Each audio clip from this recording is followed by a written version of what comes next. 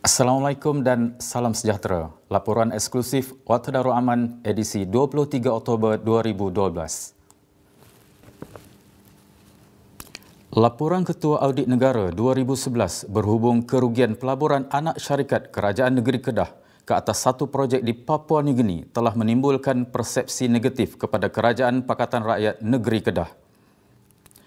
Yang Amat Berhormat Menteri Besar Datuk Seri Diraja Ustaz Azizan Abdul Razak menafikan berlaku penyelewengan. Sebaliknya, menjelaskan soal untung rugi adalah lumrah dalam perniagaan. Saya minta Poli Mai Siasat, DPM Kedah Corp, dan yang kedua saya minta polis atau SPRM Mai Siasat. Karena kita dalam laporan soal kerajaan negeri telah makan duit. Sedangkan saya nak beritahu bahawa apa yang berlaku ni, saya akan beritahu. Selepas kita dapati bahawa KCB di bawah pengusaha lama gagal, maka kita lantik satu orang pengurus atau CEO nanti panggil. MD, Managing Director baru, pegang itu. Kita lantik dia, maka dia telah berusaha untuk nak mendapat duit balik. Termasuklah dia cuba nak melabur di Papua New Guinea. Tetapi malangnya dalam masalah ini, dia telah membelakangkan board directors dan kerajaan negeri. Dia pergi, dia buat perjanjian sana. Dia pergi pakat dengan masyarakat yang terlibat dengan pembalakan di sana tanpa kerusakan kita. Termasuk dia pergi buat pinjaman offshore. Pinjaman ni dia buat lebih kurang 40 USD. 40 juta USD. Lepas dia pinjam, baru dia beritahu kepada kita. Dia pergi buat perjanjian dengan syarikat lain, dia tak nak maklum pada kita. Buat director dia tak maklum, apa tak maklum. Pelaburan dua projek berskala besar iaitu pembalakan dan perladangan di dua kawasan seluas 114,429 hektar di Kepulauan Papua New Guinea melibatkan Kedah Corporation Berhad, KCB, syarikat pelaburan di bawah Perbadanan Menteri Besar Kedah dengan Mas Incorporated Limited, iaitu syarikat yang berpangkalan di Papua New Guinea. 12 Oktober 2008 dimeterai perjanjian pengambilalihan yang menyatakan KCB bersetuju membeli 70% saham Mas Incorporated. Lanjutan daripada itu, permohonan pinjaman sebanyak 44 juta USD telah dibuat menerusi Capital Investment Agency, CIA, iaitu syarikat perunding kewangan yang beroperasi di London. Pinjaman tersebut telah dibuat tanpa kelulusan lembaga pengarah. Betul sedang perkara ini, saya telah mengarahkan supaya satu intankuasa penyiasat yang diketuakan oleh Pegawai Kewangan Negeri untuk nak pergi pastikan tentang operasi yang sedang dibuat di luar negara.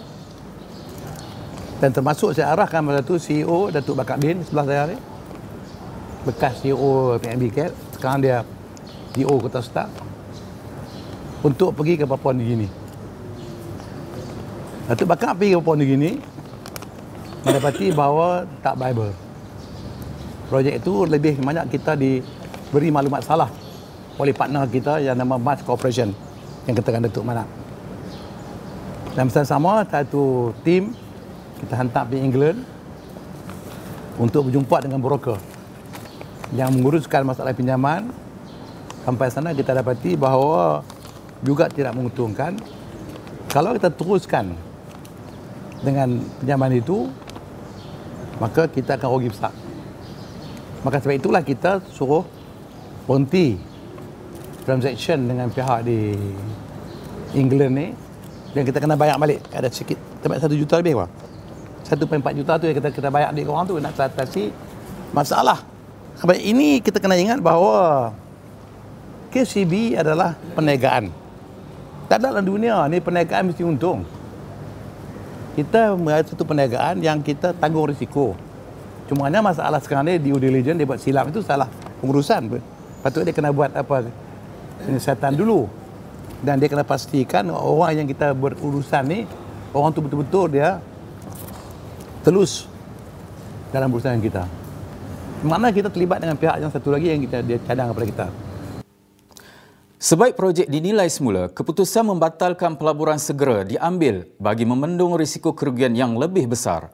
Pinjaman pesisir pantai melalui CIA turut dibatalkan pada Januari 2010. 24 Ogos 2011, KCB telah menghantar notis tuntutan kerugian kepada MAS Incorporated berjumlah 5.76 juta ringgit kerana mendapati representasi yang dibuat oleh MAS melalui pengarah syarikatnya adalah tidak benar dan menyeleweng. Sekarang ni bila kita dah tahu semua tu, kita dah berunding. Ni di zaman daripada Datuk Bakar, Gubernur Dia Bonti, berunding dengan Datuk Manap, mana MAS Corporation kah? MAS Corporation yang kita pergi join dengan dia tu untuk dia bayar balik kepada kita. Dia setuju nak ambil balik syarikat dekat dia, dia akan bayar kepada kita. Sampai Datuk Syabuddin jadi CEO PNB Camp, kita tak proceed lagi kes mahkamah pasal dia sakit sekarang ni. Dia kena brain tumor. Jadi itu yang kita tangguh start. Tapi proses dia masih on, kita akan ambil balik.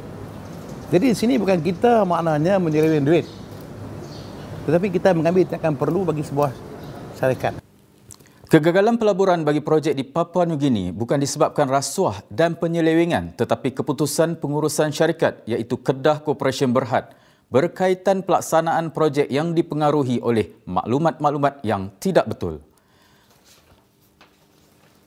Sebaliknya, apa yang berlaku sebelum tahun 2008 iaitu di era Kerajaan Barisan Nasional Kedah, banyak elemen penyelewengan dan penipuan dikesan dalam projek bernilai tinggi.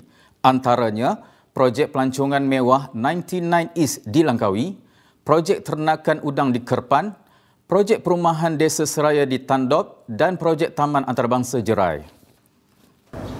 Dalam kes Papua New Guinea ni yang saya hubung tadi ni, dia ada hubung kait dengan projek kita di Langkawi yang known as 99 East projek.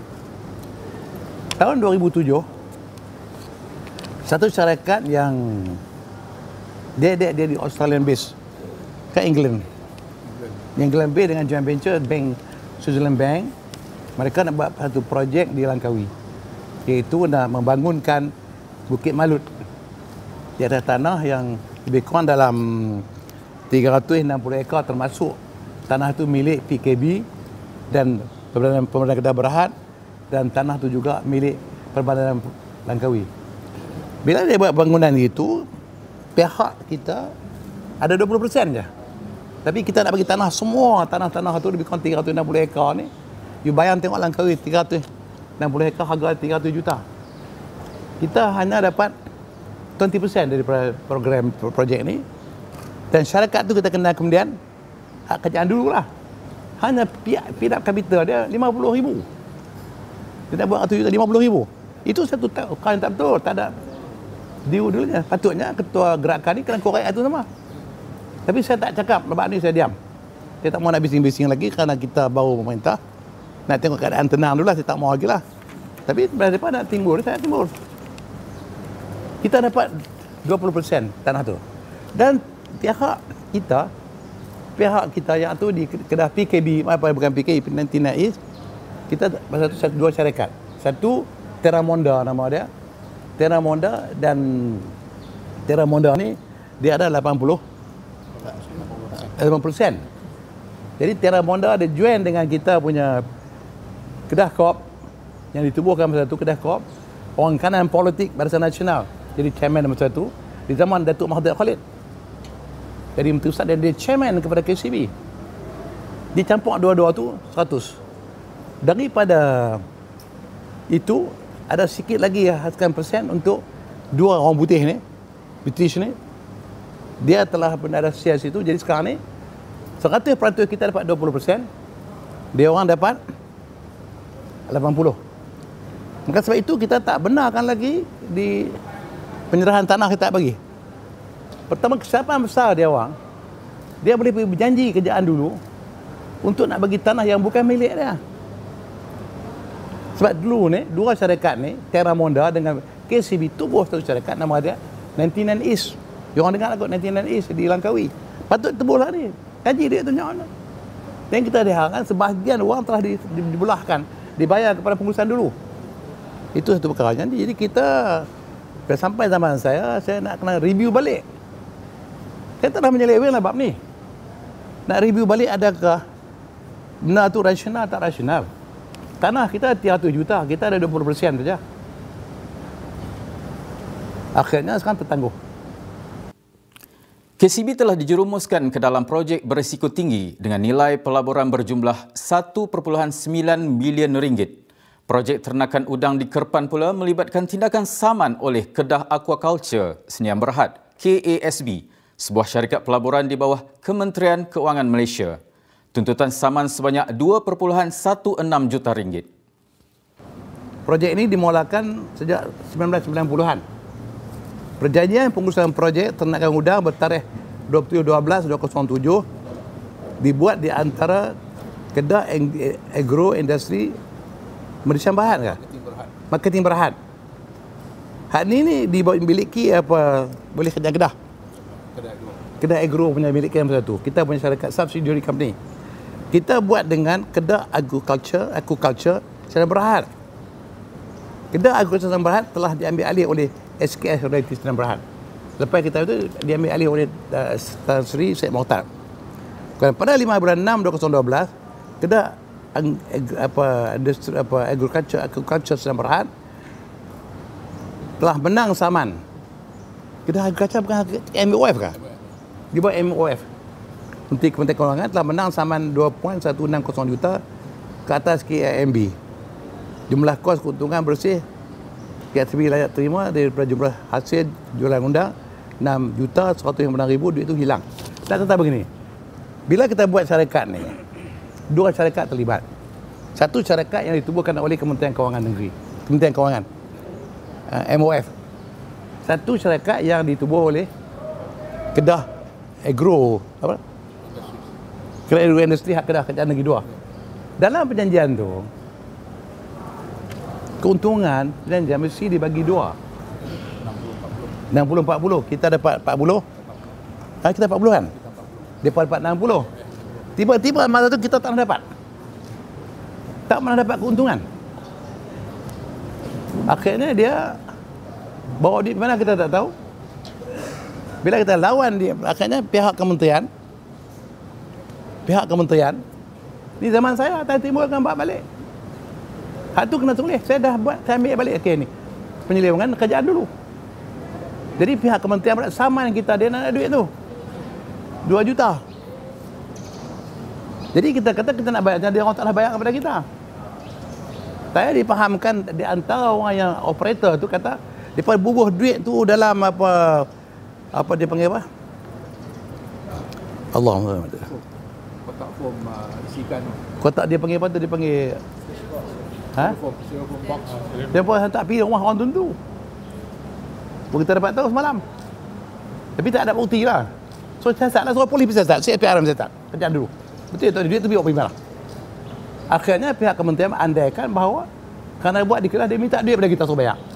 Kita tak boleh bayar sebab kita tak pernah terima duit tu. Dan tak pernah dimaklumkan kepada syarikat di bawah MBI. Ini penyelewengan yang berlaku.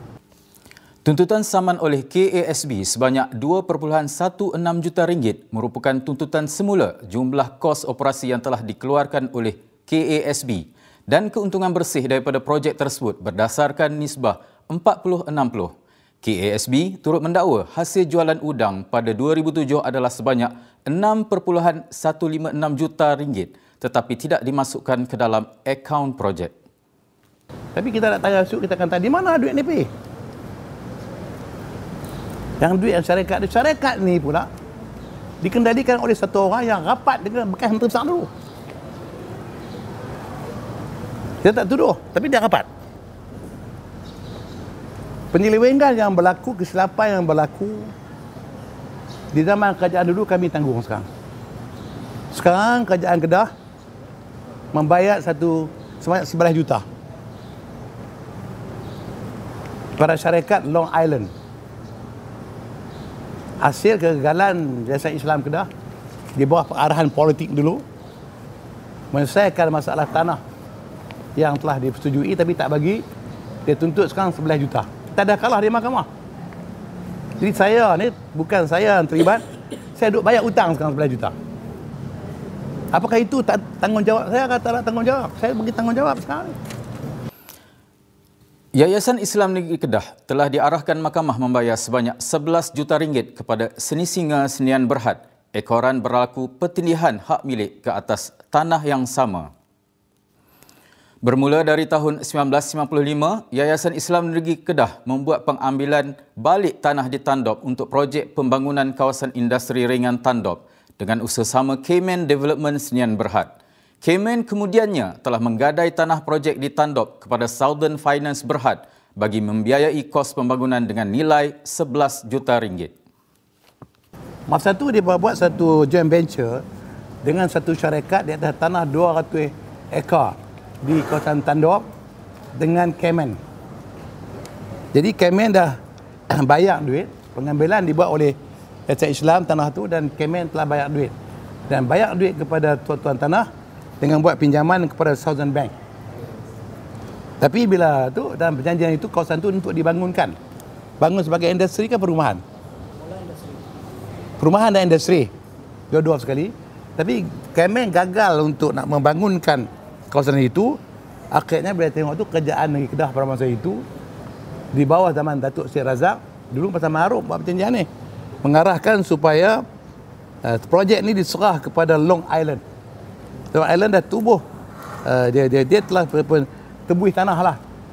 Oleh kerana daripada Southern Island dah bagi, Cayman tak boleh nak buat, jadi tebuih balik daripada Southern Bank dan dia tebuih itu ada lagi 15 lot yang lot industri yang dia tak terlibatkan. Akhirnya tanah tu dia buat perumahan, dia bagi ke online duduk rumah. Dan sekarang ni Long Island saman kita. Sebab tanah tu masih lagi jadi hak dia. Bila saman kita sekarang ni, apa tugas kerajaan negeri? Ini bukan saya yang buat dulu, dia orang yang buat dulu. Saya ambil alih kerajaan, saya terpaksa kena bayar balik pada hak ni. Dan sekarang ni kita sekarang dah bayar dah pun. Dah 2 bulan, 3 bulan kita bayar. Hujung tahun ni kita kena selesai 11 juta ni. Kalau kita terlambat pula, dia akan charge kita lagi. Ini kesalahan orang dulu. Selain tuntutan bayaran sebanyak 11 juta ringgit kepada Seni Singa, syarikat yang mengambil alih pinjaman tidak berbayar Southern Bank, pihak kerajaan negeri turut berhadapan dengan kemungkinan tuntutan ganti rugi sebanyak 22 juta ringgit berpunca daripada kegagalan projek Taman Antarabangsa Jerai yang melibatkan kawasan seluas 1,145 ekar. Dia orang nak buat Jerai park. Jerai International Resort di Tupah. Dia berjanji dengan satu syarikat daripada Qatar. Jadi dalam perjanjian itu dia joint venture 40% daripada pihak PKB dan 60% daripada pihak Qatar. Tapi PKB masa itu tak pernah dia lantik orang dia pergi berundi dan cukup. Akhirnya masa berlalu, benda tu tak jadi. Sekarang dia tuntut kepada kita balik. Dia minta 22 juta, kerajaan sekarang kena bayar kepada dia rugi. Sebab kita tak honor perjanjian yang dibuat. Ini saya nak tunjukkan bahawa ni nak tunggu cara mahkamah ni.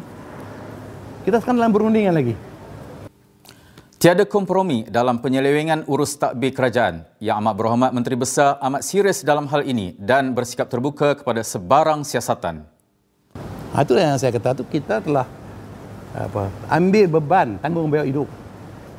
Dan bila kita siasat pula dengan para pegawai, mereka mengatakan kami diarah oleh orang politik. Pentadbiran masa tu, adakah mereka nak napi? Sekarang ni keluar ada napi. So dia orang napikan sekarang ni kepada rakyat. Pendedahan ini bukan hendak mengalih isu dan bukan menyalahkan pihak lain di atas beban yang ditanggung kerajaan hari ini, tetapi sejarah tidak pernah menipu. Sekian laporan eksklusif Warta Darul Aman. Semoga Kedah kekal sejahtera. Assalamualaikum.